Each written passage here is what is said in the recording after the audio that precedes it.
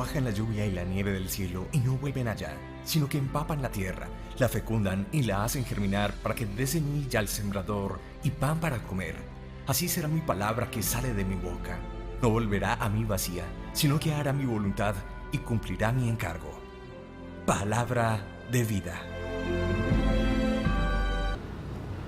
En el nombre del Padre, y del Hijo, y del Espíritu Santo. Amén. Proclamemos esta palabra bellísima por demás, el pasaje de la mujer sorprendida en adulterio y la respuesta de Jesús.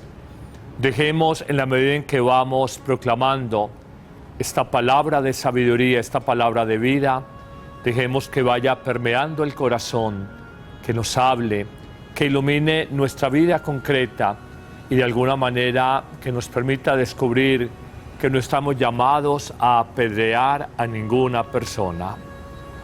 Del Evangelio según San Juan. Y se volvieron cada uno a su casa, mas Jesús se fue al monte de los Olivos, pero de madrugada se presentó otra vez en el templo, y todo el pueblo acudía a él. Entonces se sentó y se puso a enseñarles. Los escribas y los fariseos le llevan a una mujer sorprendida en adulterio, la ponen en medio de la gente y le dicen: Maestro, esta mujer ha sido sorprendida en flagrante adulterio. Moisés nos mandó en la ley apedrear a esta clase de mujeres. ¿Tú qué dices? Esto lo decían para tentarle, para ponerle una prueba, para tener de qué acusarle.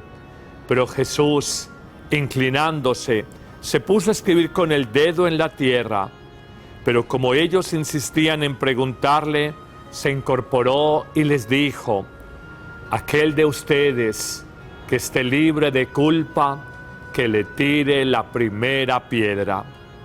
E inclinándose de nuevo, escribía sobre la tierra. Ellos, al oír estas palabras de Jesús, se fueron retirando, escabullendo uno tras otro, comenzando por los más viejos. Se quedó solo Jesús con la mujer que seguía en medio.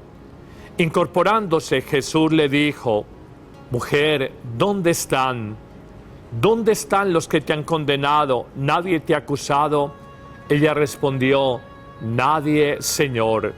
Jesús le dijo: Tampoco yo te condeno. Vete y en adelante no peques más. Palabra del Señor. Gloria a ti, Señor Jesús. En tiempos de Jesús habían 3 pecados gravísimos que solo se perdonaban al final de la vida después de una exigente penitencia. Hablamos del adulterio, hablamos del homicidio y hablamos de la apostasía. Ellos eran pecados de primer orden y muy graves para la sociedad judía en tiempos de Jesús. Pero ¿quiénes son los personajes que llevan a esta mujer sorprendida en adulterio a la presencia de Jesús? Son los fariseos y son los escribas. Hablemos en primer lugar de aquellos que presentan a la mujer, los fariseos. Esta palabra de la lengua hebrea viene de perusim, que significa separados. De alguna manera, aquel tipo de hombres o de mujeres que se sienten distintos y superiores a los demás hombres de su tiempo. Eran los llamados honorables, con tintes fundamentalistas en la interpretación y en la aplicación de la Torá, la ley judía. Pero encontramos también los escribas, los letrados. Estamos hablando concretamente de aquellos escritores o intérpretes de la ley religiosa. Algunos diría eran un poco abogados, un poco teólogos, sí, probablemente, pero eran sobre todo como expertos en la ley religiosa y le enseñaban así, como profesionales de esa ley religiosa, le enseñaban así en las sinagogas de Israel. En este contexto es que se presenta esta escena evangélica, una mujer primero con un gravísimo pecado al nivel del homicidio, la apostasía, y segundo, dos grupos bien radicales, bien extremistas, de personas que descalificaban como el mayor escándalo este tipo de pecados. Hablamos de los escribas y los fariseos.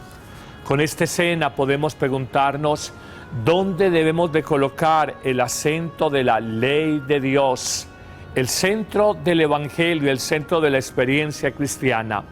Podríamos decir, sin que hoy propiamente hablemos de fariseos o de escribas, encontramos que hay muchos grupos que colocan como centro del Evangelio, como centro de la religión, distintas estructuras, distintas realidades. Digamos, por ejemplo, para un liturgista, lo más importante es respetar y atender el rito. Y parece que la experiencia, el centro de Dios fuera el rito religioso. Para un canonista, quizás lo más importante es la ley, y salirse de la ley, del derecho canónico, tal vez es lo más grave. Para un moralista será faltar a la ética o a la moral, será lo más grave, y entonces no se está viviendo la ley de Dios. Para un espiritualista quizás lo más importante es el sentimiento interior, que yo sienta emociones, que yo sienta algo especial en mi corazón para decir que Dios vive en mí. Para un tradicionalista simplemente la religión es seguir costumbres, seguir tradiciones. Para una persona simplista, simplemente la religión es vivir en el cumplimiento. Un cumplimiento a veces que es vacío, pero yo lo hago porque eso calma mi conciencia y me hace sentir que estoy cumpliendo con los preceptos que aprendí. Para un socialista quizás el Evangelio es solo revolución, contradicción con las clases o contra las clases emergentes, las clases pudientes. Pero Jesús, a partir del Evangelio de hoy, nos muestra que ni el liturgista, ni el canonista, ni el moralista, ni el espiritualista, ni el tradicionalista, ni el simplista, ni el socialista realmente colocan el centro donde se debe colocar la experiencia del Evangelio. Jesús, en el Evangelio de hoy, nos muestra con la mujer sorprendida en adulterio que lo más importante y el centro de la religión es el hombre, y el amor de Dios que va a ese hombre, que va a esa mujer, sanando, liberando, salvando. El centro de la religión, el centro de la fe religiosa es el hombre que sufre. No es el rito, no es la ley, no es la moral por la moral, no es simplemente la lucha social, no es el cumplimiento de las cosas, no son las tradiciones. Es fundamentalmente el hombre que sufre, la mujer que padece y el amor de Dios que llega allí a sanar, a liberar, a redimir, a salvar. A partir de esto, en 7 pasos, miremos lo que es este Evangelio, esta preciosa escena evangélica, y descubramos que nos señala a nuestra vida. Primera escena, Jesús se presenta como el que enseña en el templo. Jesús es un maestro, enseña con su palabra. Probablemente cuando en 2 ocasiones se inclina sobre el suelo, se agacha para escribir, algunos piensan que está enseñando también a partir de textos escritos. Pero Jesús, en el pasaje con la mujer sorprendida en adulterio, nos muestra algo que Él fundamentalmente quiere enseñar con las actitudes de vida. Jesús aquí se presenta como un maestro y nosotros queremos así recibirlo como sus discípulos, los que aprendemos de su mensaje. Segunda escena, miramos o descubrimos la mirada farisea, donde lo más importante es la ley por la ley. Así la ley acabe con la vida de una persona, así la ley destruye a un ser humano, así la ley asesine, no importa, la ley hay que cumplirla. Y es lo que se nos presenta acá directamente. Se nos dice que la ley de Moisés manda asesinar a este tipo de personas por el camino de la lapidación, por el camino de la lapidación. En una tercera escena descubrimos nosotros que a los fariseos no les interesa tanto el mensaje o la enseñanza de Jesús. A los fariseos, sobre todo, les interesa exponerle una pregunta maliciosa, un interrogante capcioso, exponerle una trampa a Jesús. Si dice que hay que cumplir la ley mosaica y esta mujer debe morir apedreada, la gente va a decir, ¿dónde está la misericordia que enseña? Y si dice que se tenga misericordia con esta mujer y no se le apedree, va a decir, ¿dónde está la obediencia y el acatamiento a la ley mosaica, a la ley de Moisés? Era claramente una pregunta maliciosa, una actitud marrullera, como la de los políticos de todos los tiempos cuando son marrulleros. Ellos no tienen interés en aprender un nuevo mensaje de Jesús. De hecho, cuando interrogan a Jesús, Él está inclinado y parece que estuviera enseñando con lo que escribe en el suelo. Insisten, nos dice el evangelista Juan, insisten en preguntarle. Jesús entonces se levanta, se incorpora, los mira y viene la cuarta escena, que es sencillamente monumental. Le dirá, sí, la ley de Moisés manda, prescribe que a una mujer sorprendida en adulterio hay que matarla, lapidándola. De hecho, la ley de Moisés decía algo. Si la mujer, atención a esto, si la mujer adúltera es casada, debe morir apedreada a ella con el hombre con el que adulteró. Si la mujer adúltera es soltera, solo debe morir ella. De alguna manera especificaba, casuística, miraba los casos concretos. Pero Jesús, en una cuarta escena y absolutamente monumental, les dice, quien esté libre de pecado, que tire la primera piedra. Quien esté libre de pecado, que tire la primera piedra. Hoy, 2000 años después, esa expresión, cuando tenemos la tentación de lapidar, de apedrear a otras personas, hoy esa expresión de Jesús, 20 siglos después, resuena en nuestro corazón y en nuestra conciencia. El que esté libre de culpa, el que no tenga ninguna caída en su vida, el que esté inmaculado en su historia, arroje la primera roca, el primer guijarro, la primera piedra y empiece en la ejecución de esa mujer pecadora. Yo voy a decirlo con mucha sencillez. Cuando yo veo que destrozan a una persona públicamente, con escarnio público, cuando yo veo que a un ser humano, a través de la televisión, los periodistas de la radio, la gran prensa escrita, acaban con un defensor del pueblo, acaban con un viceministro de gobierno, acaban con un político de turno, acaban con un empresario, una persona de a pie, yo simplemente pienso en las palabras de Jesús. El que esté libre de culpa, haga el primer apedreamiento mediático. Acabe con esa persona, sométala al escarnio público, porque usted es dueño de la moral, es dueño de la verdad, y usted es integérrimo, usted es inmaculado, usted es pulcro. La pregunta es, aquellos dueños de medios de comunicación, aquellos grandes periodistas de las ciudades capitales, que acaban con una persona y la destruyen moralmente, la apedrean moralmente, la lapidan moralmente, estarán libres de toda culpa, serán inmaculados en su vida personal y privada. Se me ocurre un segundo ejemplo, cuando veo la justicia espectáculo, cuando ya la detención de una persona no es con cierto pudor, reservando su imagen, su identidad, sino que se llevan cámaras de televisión cuando van a capturar a una persona y esposarla, no solamente para vergüenza de su familia o de sus compañeros de trabajo, si la capturan en el lugar donde labora, sino para escarnio público. Yo pregunto, ¿esa justicia espectáculo es un apedreamiento frente a una persona? Cuando graban en cámara de televisión y luego lo pasan en horario prime time, horario AAA, horario de mayor audiencia, a través de los grandes noticieros de televisión y frente a millones de personas.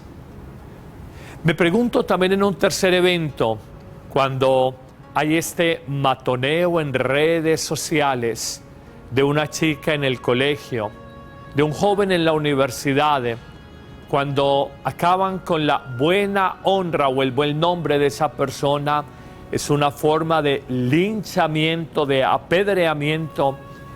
¿Por qué esa manía de nosotros de apedrear a los demás? ¿Por qué esa manía del hombre de sentirse juez de los demás? ¿Por qué esa manía del hombre de sentirse como mejor que los demás? Es que cuando uno se constituye en juez de los otros y no solamente lo juzga en privado, sino que lo apedrea en público, es porque en el fondo está diciendo: yo soy distinto de usted. Y aunque no lo diga de forma explícita, como el fariseo en el templo, gracias Señor, porque no soy adúltero, ladrón y pecador como ese publicano que está aquí detrás de mí, aunque no lo digamos de manera explícita, con las actitudes queremos como probar que nosotros sí somos distintos. Hoy te invito, y sobre todo lo digo con un gran cariño, las llamadas personas religiosas, las llamadas personas cumplidoras del rito, de la ley religiosa, del Código de Derecho Canónico, del precepto dominical, a veces tienen más tendencia a juzgar a todos los hombres y a juzgar de todos los temas. Es una obsesión, es una manía. Hoy vuelve Jesús, 2000 años después de haber dicho estas palabras magistrales, vuelve a proclamarlas, vuelve a anunciarlas sobre nuestras vidas. Si estás libre de culpa, arroja la primera piedra. Si estás libre de pecado, acaba con esa persona a través de la justicia espectáculo, de las redes sociales o de la prensa o el tipo de periodismo que hoy día se ha construido. Destruye una persona a consta de su buen nombre y simplemente por el prurito del rating de sintonía, la chiva. Pasemos a un quinto momento. Cuando Jesús les dice todo esto, dice que los hombres, la mayoría eran hombres, que querían apedrear a esta mujer, dice que se escabullen. Me llama la atención este verbo escabullir, poco usado normalmente en los evangelios y en el Nuevo Testamento. Escabullir tiene un acento especial y ciertamente, aunque es salir, escapar, huir, tiene una connotación bien específica. Escabullirse significa huir con cobardía, huir con vergüenza, huir porque fuimos desnudados, porque fuimos descubiertos en nuestro corazón, huir humillados, huir derrotados. Así huyeron los escribas y los fariseos que pretendían poner esta trampa a Jesús. En palabras muy coloquiales, fueron por lana y salieron trasquilados. Nosotros quizás tenemos que dar media vuelta, y con disimulo escabullirnos, huir, porque cuando decimos con nuestro dedo, tú eres culpable, no sé, pienso defensor del pueblo que sentí un gran dolor cuando se ensañaron contra él, y pienso los que lo acusan a través de la prensa estarán libres, serán inmaculados de todo pecado moral, pienso yo. Esto nos tiene que poner a nosotros a reflexionar cómo fácilmente juzgamos a otros y difícilmente nos miramos a nosotros mismos. Es la verdad. En una sexta y penúltima escena encontramos la clara mirada de Jesús. Por segunda vez, ya después de que han huido todos, Jesús, ya que estaba escribiendo por segunda vez, se levanta, se incorpora sobre su humanidad, a su cuerpo, y mirando a la adúltera, le dice: ¿dónde están los que te acusan? No los veo. Y ella dijo: no, ya no están, yo tampoco los veo. Es una mirada distinta, es una mirada que descubre esta mujer como lo que es mujer, hija de Dios, como pleno ser humano. De alguna manera es una exhortación de Jesús, no una condena de Jesús. Nos invita a no juzgarnos y por el contrario, y ya será la última escena, nos invita a la conversión. Cuando dirá Jesús a esta mujer en la última escena, le dirá: ¿dónde están los que te condenan? No están. Y dice: no te condenan. Y Jesús le dice: yo tampoco te condeno. Vete en paz. Y en adelante, hacia el futuro, no peques más. Así es Jesús. Así es Dios. Así es la mirada sobre el hombre. Así es la mirada sobre el pecador o la pecadora. Mientras el mundo grita: apedréenlo, acaben con él. Mientras el mundo gritaba contra Jesús: crucifíquenlo. Jesús dice: yo no te condeno, y lo podría hacer. Vete en paz. No peques más. Es claramente una invitación a la conversión. Es claramente una invitación a que no nos juzguemos. No seamos, en la expresión de Thomas Hobbes, homo hominis lupus est. El hombre es lobo para el hombre. Que aprendamos a sabernos acompañar. Es una invitación finalmente al no sexismo. Me impresiona, y lo digo con todo cariño, el adulterio normalmente es de una mujer, o el adulterio es de una mujer con un hombre. Ciertamente, si la mujer era casada, el hombre también debía de pagar. Pero muchas mujeres solteras que habían vivido el adulterio, las lapidadas, las condenadas a muerte, apedradas, era la mujer, no el hombre. Esto no es así. Hay pecado en ella, hay pecado en él. Y no se puede decir que ella es la que debe pagar con su vida y el seguir tranquilo. Eso es sexismo, eso es machismo, eso es discriminación. Eso no es el Evangelio de Jesús. Finalizo con esta sencilla anécdota. Cuando Juan XXIII, ahora santo, convocó al Concilio Vaticano II, mucha gente dentro de la iglesia lo fustigó. Este anciano cardenal que se ha creído convocar un concilio de la iglesia, lo que necesita años o décadas de años en preparación, y este viejo cardenal de transición, Angelo Roncalli, ahora va a convocar un concilio, él que sabe de eso y de reformas de la iglesia, y lo atacaron, y lo fustigaron, y lo apedrearon. Y mira la actitud de un santo: cuando te apedreen en la vida, cuando te fustiguen y cuando te critiquen. Juan XXIII dirá al final de su vida: traté de integrar y de unir la iglesia, traté de ayornarla, de que se adaptara a los nuevos tiempos, de que entrara el aire fresco abriendo sus ventanas. Sé que algunos me fustigaron, me apedrearon, pero nunca me detuve a recoger las piedras que me lanzaban. Pero nunca me detuve a recoger las piedras que me lanzaban. Cuando en la vida nos detenemos en aquellos que nos apedrean, no avanzamos. Cuando tienes la convicción de que es Dios el que te guía, haz como este santo, Juan XXIII, que avanzó y propuso el más importante concilio y acontecimiento de la Iglesia Católica en el último medio milenio, en los últimos 500 años, el Concilio Vaticano II. Aprendamos de él: nunca me detuve a recoger las piedras que me habían lanzado. Señor, que sea libre frente a esas piedras que me tiren, pero sobre todo que yo nunca sea el primero en tirarle una piedra a nadie. Amén.